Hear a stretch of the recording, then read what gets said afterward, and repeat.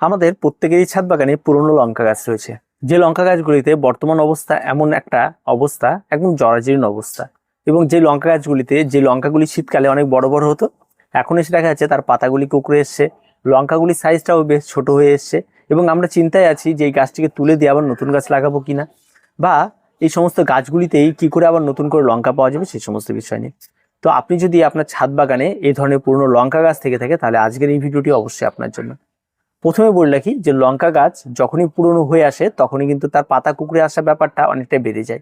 আর এই পাতা কুঁকড়ে যাওয়া ব্যাপারটা গাছের উপরে কোনো ট্রিটমেন্ট করে লাভ হয় না, কারণ এর মূলত যে দায়ী সেটা হচ্ছে গাছের গোড়ায় বা শিকড়ে।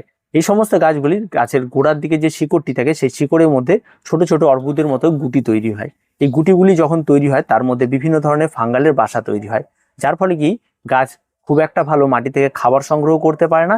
আর এই খাবারের অভাব দেখা দেওয়ার ফলেই কিন্তু গাছ তাকে নিজেকে ছোট করতে শুরু করে, এবং পরবর্তীতে যখন প্রচন্ড পরিমাণ কড়া রোদ লাগে তখন সে আরো বেশি পরিমাণ নিজেকে আঁকড়ে নেয়। অনেকেই বলে যে এই সমস্ত পাতা কুঁকড়ে যাওয়ার জন্য কিন্তু অবশ্যই দায়ী রয়েছে বিভিন্ন ধরনের পোকামাকড়ের আক্রমণ, এবং বিভিন্ন ধরনের কিছু স্প্রে করলে এগুলো কিন্তু ঠিক হতে পারে।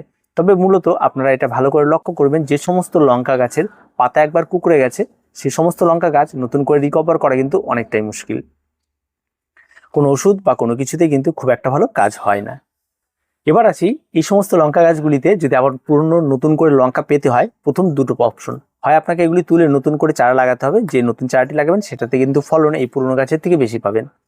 আর যদি আপনি এই পুরনো গাছেই লঙ্কা পেতে চান, তাহলে অবশ্যই আজকে আপনাকে পুরো বিষয়টি কিন্তু একটু নজরে দিতে হবে। প্রথম কথা হচ্ছে, এই লঙ্কা গাছের যে সমস্ত ডালপালাগুলি রয়েছে সেই সমস্ত ডালপালাগুলিকে একটু ছেটে দিতে হবে। সমস্ত ডাল যদি ছেটে দেন এবং তারপরে দেখবেন আবার নতুন নতুন ব্রাঞ্চ ছাড়া শুরু করবে, আর এখান থেকে কিন্তু তৈরি হবে আপনার নতুন পরিচর্যা। এবার আসতে হবে আপনাকে গাছটিকে রিপোর্টিংয়ে। অবশ্যই আপনাকে নতুন গাছটিকে ওই রুট থেকে বের করতে হবে। পট থেকে বের করার পরে সমস্ত রুট বলটি থেকে সাইড থেকে যে সমস্ত রুটগুলি রয়েছে রুটগুলিকে ছেটে দিতে হবে, তার সঙ্গে সঙ্গে কিছু মাটি ছাড়িয়ে দিতে হবে। এবার আপনাকে একটা নতুন মাটির মিশ্রণ তৈরি করতে হবে। যে মাটির মিশ্রণটা কিন্তু অতিরিক্ত পরিমাণে খাবার যেন না থাকে। লঙ্কা গাছ কড়া ডোজ বা অতিরিক্ত খাবার একেবারেই পছন্দ করে না। আর যেহেতু আমরা সব শুরু থেকেই বলে এসেছি আমরা সম্পূর্ণ অর্গানিকভাবে করছি, তার জন্য কিন্তু আমরা বেশি খাবার দেবো না। এই জন্য আমাদের যেটা করতে হবে এই সময় এসে, যে নতুন একটা মাটির মিশ্রণ তৈরি করবেন সেখানে একদম 50% মাটি নিয়ে নেবেন। তার মধ্যে আপনারা যেটা ব্যবহার করবেন সেটা হচ্ছে পাতা পচা থাকলে পাতা পচা, এবং তার সঙ্গে যদি না থাকে তাহলে আপনারা ভার্মি কম্পোস্ট ব্যবহার করতে পারেন বা পুরনো গোবর সার ব্যবহার করতে পারেন। এবং এর মধ্যে অবশ্যই আপনারা সেখানটায় গিয়ে আপনারা 40% আপনারা গোবর সার ব্যবহার করে নেবেন। এই দুটো মাটি মিশ্রণ তৈরি করার পরে বাকি যে অংশটা থাকলো 10%, তার মধ্যে সামান্য পরিমাণে হাড় গুঁড়ো, শিংকুচি এবং নিমখোল এটা মিশিয়ে দিয়ে, এবং এর মধ্যে আর তেমন কোনো কিছুর প্রয়োজন পড়বে না, এটা দিয়ে একটা মাটির মিশ্রণ তৈরি করে এই টপটিকে আবার নতুন করে ওই মাটির মধ্যে বসিয়ে দেবেন। গাছটিকে আপনারা ওই মাটির মধ্যে বসিয়ে দেবেন। মাটির মধ্যে বসানোর সময় যে রুট বলটি রয়েছে রুট বলটি যেন একেবারে ঝরে গাছের শিকড় না বেরিয়ে যায় সেটা একটু খেয়াল রাখবেন। তো অবশ্যই এই বিষয়টার দিকে একটু নজর দিন। আপনারা এটাকে বসিয়ে দেবেন। বসিয়ে দেওয়ার পর গাছ যেহেতু ছাটা হয়ে গেছে, ছাটা যে জায়গাগুলি রয়েছে সেগুলিতে অবশ্যই অ্যান্টিফাঙ্গাল লাগিয়ে দেবেন, নাহলে সেখান থেকে ড্রাই ব্যাক হতে পারে।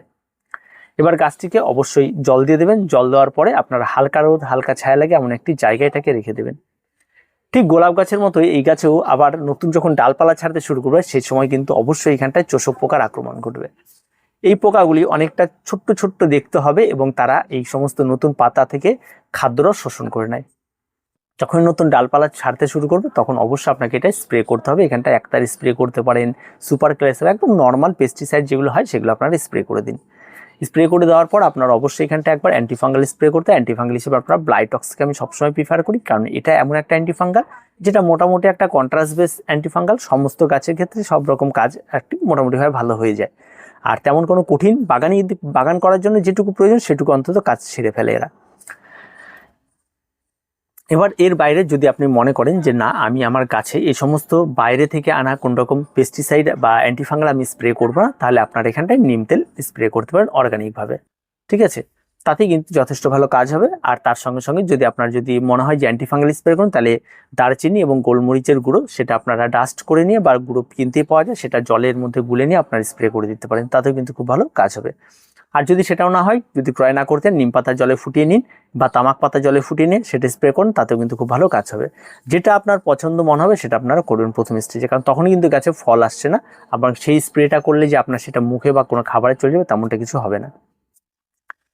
এবার আসি সূর্যালোক। অবশ্যই আপনার কিন্তু প্রয়োজন রয়েছে দিনে সারাদিন রোদ লাগে এমন একটা সূর্যালোকের, কারণ লঙ্কা গাছ কিন্তু সম্পূর্ণরূপে ফুল সানলাইট ভীষণভাবে পছন্দ করে। আর যদি আপনার সেই ফুল সানলাইটটা না থাকে তাহলে কিন্তু লঙ্কা গাছের ফলন খুব একটা ভালো যে হবে তেমনটা কিন্তু নয়। আর খুব ভালো ফলন পেতে হলে কিন্তু সারাদিন সূর্যালোক অবশ্যই আপনাকে লাগতে হবে। আর পরবর্তীতে যেটা থাকে সেটা হচ্ছে জল দেওয়া। অবশ্যই গাছের গোড়ায় যেন একেবারে জল চ্যাপচ্যাপে না হয়ে থাকে, ড্রাই ড্রাই থাকবে, হালকা হালকা জল থাকবে, ঠিক আছে? এরকম জল থাকবে যে প্রতিদিন জল দিব, প্রতিদিন এইভাবে ব্যাপারটা থাকবে, তাহলে কিন্তু গাছ অনেক ভালো হবে। এবার পরবর্তী যখন লঙ্কার ফুল চলে আসবে তখন গাছের গোড়ায় আপনাকে হাড়গুঁড়ো শিংকুচি আবার নতুন করে দিতে হতে পারে একবার, ঠিক আছে? গাছের লঙ্কা যেন ভালো হয় সেই জন্য আপনাকে অবশ্যই গাছে যদি আপনার তরল খাবার যদি থাকে, আপনার হয়তো শীতের দিন আসলে আমরা খোল পচা জল ব্যবহার করি, সবজি পচা জল ব্যবহার করি, সেই সমস্ত তরল খাবারগুলো আপনারা গাছে 15 দিন অন্তর অন্তর ব্যবহার করতে পারেন, সেটা বেশ ভালো কাজ করে। আর এক্সট্রা বাড়তি কোনো ফার্টিলাইজার এই সময় কিন্তু আপনাদের ব্যবহার করার প্রয়োজন পড়বে না। আর যখন লঙ্কার ফুল আসবে, গাছগুলি বড় হবে, তখন পরবর্তীতে তার একটু আলাদা পরিচর্যা থাকে, কারণ সেই সময়টাতে পাতা কুঁকড়ে যাওয়ার বিষয়টি থাকে। আর সেই সময় আমরা আরেকটি ভিডিও করে আপনাদের দেখিয়ে দেবো যে সেই সময় আপনারা কি করলে লঙ্কাটা প্রচুর পরিমাণে আপনারা পাবেন। তো আজকে এ পর্যন্তই। যারা যারা লঙ্কা গাছগুলি রয়েছে তারা তাড়াতাড়ি করে এই কাজগুলি করে ফেলুন, তাহলে কিন্তু প্রচুর পরিমাণে আপনারা ফলন পেয়ে যাবেন। তো দেখা হয় পরবর্তী ভিডিওতে। প্রত্যেকে ভালো থাকবেন, প্রত্যেকে সুস্থ থাকবেন, আর আমাদের চ্যানেলটিকে অবশ্যই সাবস্ক্রাইব করে রাখবেন।